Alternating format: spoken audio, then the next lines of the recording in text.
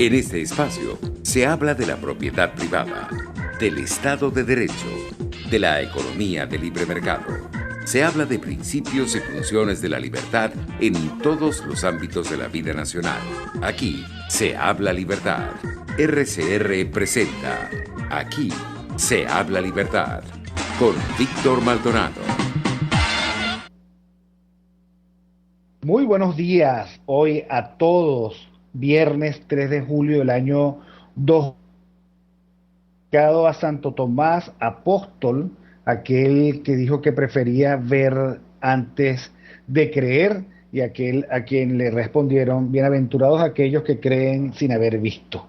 Bueno, a todos los Tomás, nuestro abrazo fraterno, nuestro deseo de que pasen un lindo día, y bueno, a todos los venezolanos recordar lo que yo colocaba hace poco en mi cuenta de Twitter: el mal defrauda, es un astringente de la esperanza. Nos hemos muchas veces creído y sin embargo pues nos han defraudado. Son tiempos en donde lamentablemente hay que ver primero y después creer. Santo Tomás fue martirizado en la India, dicen, el 3 de julio del año 72 después de Cristo. Gracias a todos los que están en contacto con nosotros a través de RCR 750, la cuenta de Periscope, el TuneIn RCR.tv, RCR 750, canal. Finalmente, por cualquier lado donde ustedes quieran y puedan estar en contacto con nosotros.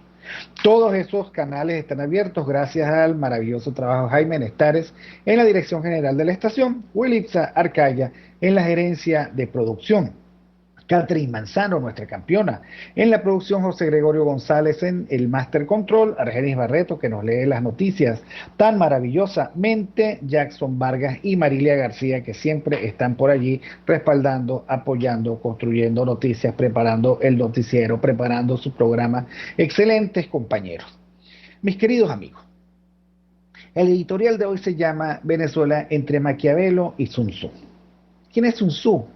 Sun Tzu escribió El arte de la guerra en el siglo VI antes de Cristo. Y su tratado comienza con una admonición que debemos tener presente.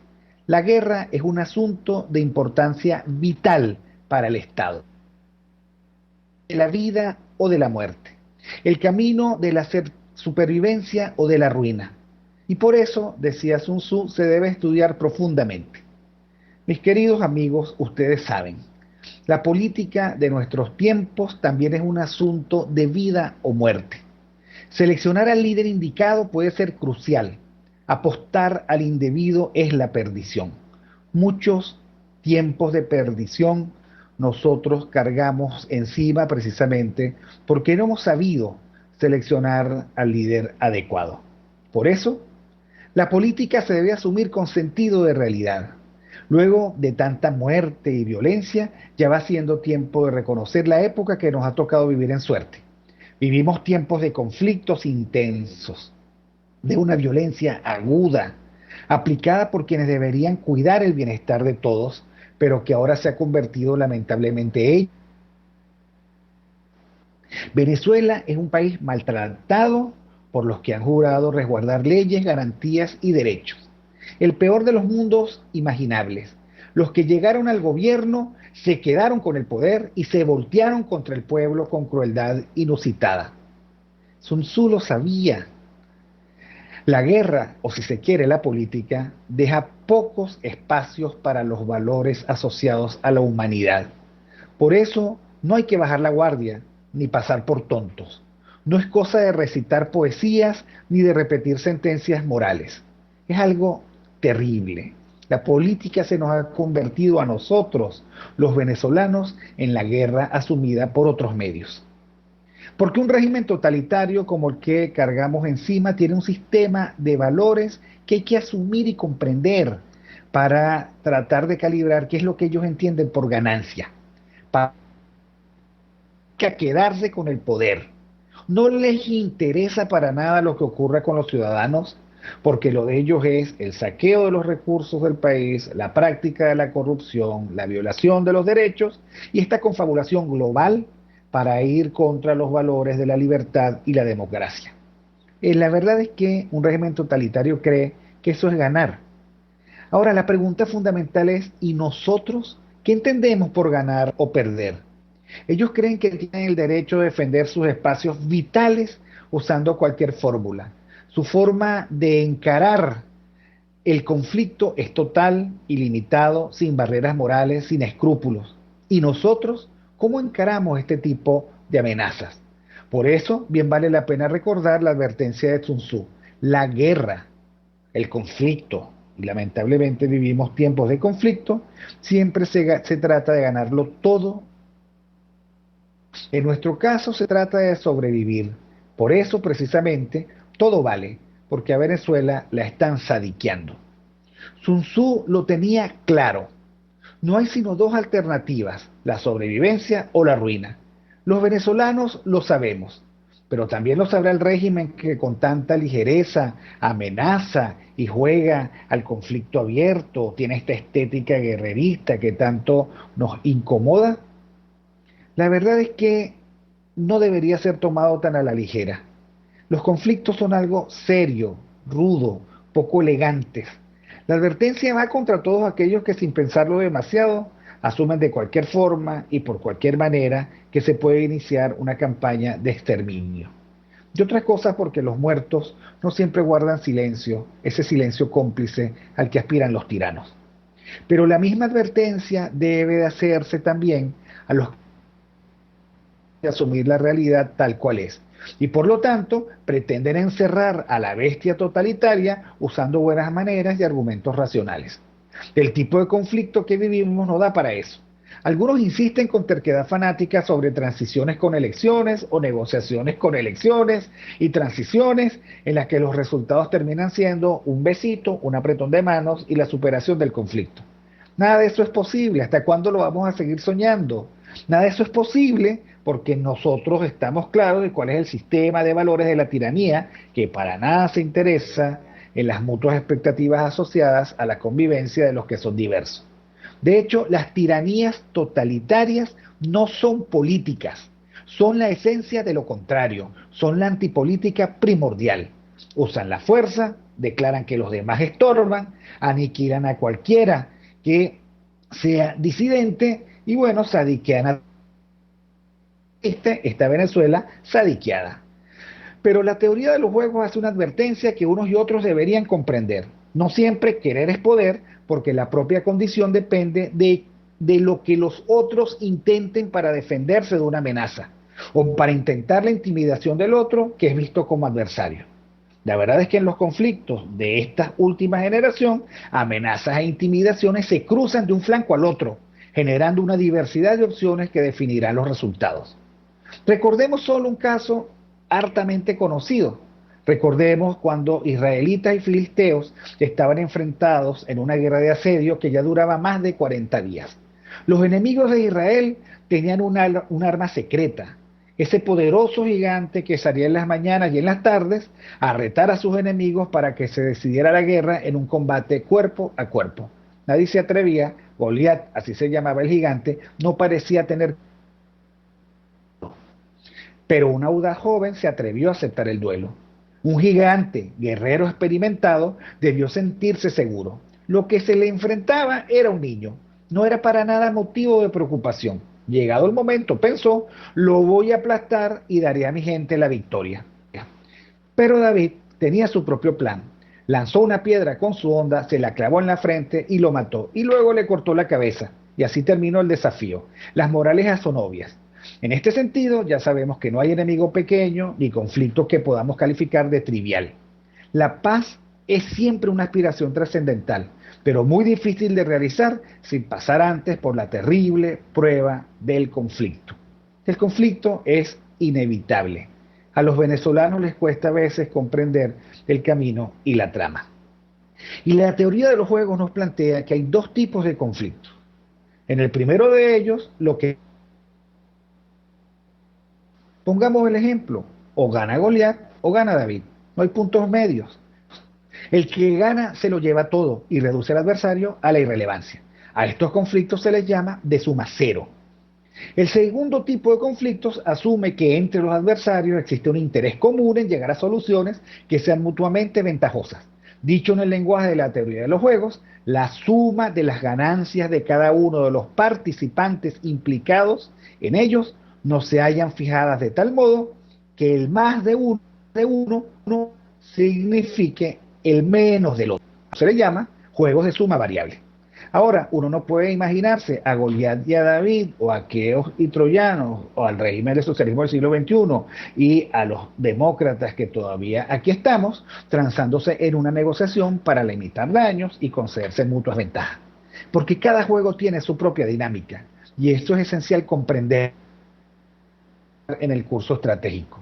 No es que no hayan juegos estratégicos donde no sea concebible la existencia de un interés común en llegar a soluciones que sean mutuamente ventajosas, pero eso dependerá de varios aspectos que se deben inventariar. En primer lugar, de lo que cada uno entienda por ganancia dentro de su sistema de valores. Y ya sabemos que lo que el régimen entiende por ganancia es esa hegemonía absoluta que le permite el saqueo del país, el sostenimiento del poder, la somalización del territorio y por supuesto el exterminio de todo aquel que le lleve la contraria. En segundo lugar, de la trayectoria del juego, o sea, de si en el transcurso vas ganando o vas perdiendo. Y si con el correr del tiempo tú has ido más allá, te has pasado de la raya y has cometido violaciones imperdonables a las reglas del juego, a la ley y a los derechos humanos. Si en el camino se te hace imposible retroceder porque no tienes nada que retroceder hacia atrás y solo te queda lo que pasa por aquí. De la percepción, en tercer lugar, de la percepción que mutuamente tengan de que los objetivos propios dependan de las medidas o decisiones que tome el otro. El error del régimen ha sido precisamente que cree que no depende de nadie, que ellos están solos en la cancha, que parte de sus adversarios son su propio ecosistema de relaciones perversas y que por lo tanto no tienen nada que conceder a los demás. Y en cuarto lugar, de la firmeza e integridad del liderazgo que está a cargo de dirigir el conflicto. No hay que olvidar que estamos hablando también de capacidades de intimidación. Para que una amenaza sea eficaz, ha de ser verosímil, susceptible de ser creída, y su credibilidad puede depender de trabajos y riesgos que implicarían su cumplimiento para la parte amenazante. Parte del problema que tenemos con esta oposición bobálico de intimidación. Lo cierto, mis queridos amigos, es que la política no acepta el ceteris paribus. Por esa razón tan obvia, no es posible concebirla como la dulce espera de las mejores condiciones posibles, invocando un detente que nadie está dispuesto a conceder. La realidad es otra. Todo va cambiando, a veces a favor y otras veces en contra. Y aquí viene Maquiavelo, el gran escritor florentino del siglo XVI. Él reconocía en el buen político ese olfato que le hacía aprovecharse de los giros de la fortuna.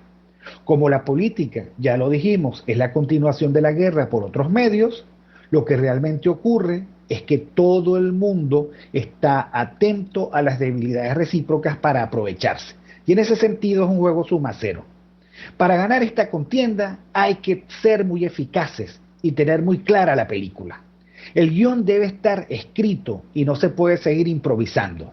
La eficacia una resultante de la dedicación y la persistencia. Liderar bien requiere inversión de tiempo, conocimiento y talante moral. No se puede improvisar a la hora de resolver problemas y de salir airosos. Por eso mismo, creo que hay varias recomendaciones que podemos tomar de Maquiavelo. ¿Qué líder necesitamos? Necesitamos un líder parsimonioso en equilibrio con la liberalidad en el trato. Un líder que mantenga austeridad en las relaciones con otros, pero que diga la verdad, que se comprometa y que ese compromiso tenga en cuenta los costos que entre todos debemos asumir. Un líder tiene que ser firme, velar por la integridad de la política, sabiendo que no siempre va a ser comprendido ni acompañado en el esfuerzo. Un líder tiene que ser confiable y por lo tanto comprometerse con las cosas que efectivamente puede cumplir. No puede ser un demagogo, no puede ser mentiroso, no puede dejar de rendir cuentas y ser un irresponsable. Debe decir siempre la verdad. Un líder tiene que tener o debe tener credibilidad. Debe evitar las incongruencias, mantener las apariencias apropiadas, modelar con el ejemplo. Y tiene que esforzarse por ser apreciado. Porque los hombres, decía Maquiavelo, hacen daño o por miedo o por odio. Maquiavelo también recomienda que el que dirija sepa evitar con su prudencia la infamia de aquellos vicios que le quitarían el mando. Hasta ahora, todas sus recomendaciones son impecables. Los que no son impecables son los políticos que no las cumplen, los políticos que no tienen clara la película, los políticos que no tienen claro quién es el contrincante, los políticos que se refugian en el buenismo y lo políticamente correcto. Porque los políticos tienen que estar a cargo y muchas de sus decisiones lamentablemente tienen ese sabor que no todos están en la disposición de comprender, ni de encarar, ni de asumir. Pero en ningún lado el filósofo Maquiavelo concede el placer para la maldad inútil y las decisiones arbitrarias, ni para que haya un socialismo del siglo XXI represor y tiránico, ni para que haya una oposición perversa, corrupta, envilecida, mentirosa, incapaz de cumplir con sus propios compromisos. Eso no tiene nada que ver con él. No es el vivo bobo, sino el estratega que quiere ganar, que son los que nos hacen falta para salir de esto. Pidamos a Dios que nos los conceda. Necesitamos más que nunca al mejor estratega, al mejor príncipe posible. Vamos al corte y ya regresamos. Aquí se debaten temas de interés nacional e internacional. Aquí se habla libertad con Víctor Maldonado. Solo por rcr.tv, la radio que se ve. Sintoniza.